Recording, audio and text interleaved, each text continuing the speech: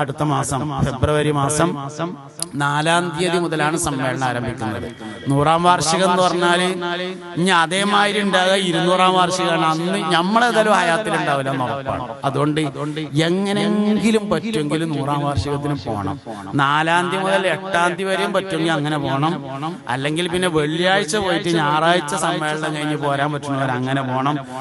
അവസാനത്തെ ഞായറാഴ്ചത്തെ പൊതുസമ്മേളനത്തിന് പോവാതിരിക്കാൻ ഒരു വഴിയുമില്ല, പോയേ പറ്റുള്ളൂ. ഇനി തോനെ നിൽക്കാൻ വെച്ചെങ്കിൽ ആ ദ്വാക്കെങ്കിലും ഒന്ന് കൂടിയിട്ട് അതിനും ആ മഗ്‌രിബ് ജമാഅത്ത് ആ ലക്ഷക്കണക്കിന് ആൾക്കാർ പങ്കെടുക്കുന്ന ഒരു ജമാഅത്ത് അതൊന്നും ജീവിതത്തിൽ വേറെ കിട്ടലുണ്ടാവില്ല. അതിലൊന്ന് കൂടിയിട്ട് ആ ദ്വായിലെ റബ്ബനാത്തിനൊന്ന് കൂടിയിട്ട് അങ്ങനെയൊക്കെയാണ് ഒരു നിലക്ക് കയ്യെങ്കിലും ഒഴിവാക്കാതെ ഇപ്പൊ തന്നെ മഹലിലൊക്കെ വണ്ടികളൊക്കെ ബുക്ക് ചെയ്ത് എല്ലാവരും സമ്മേളനത്തിന് വേണ്ടി ഒരുങ്ങണം.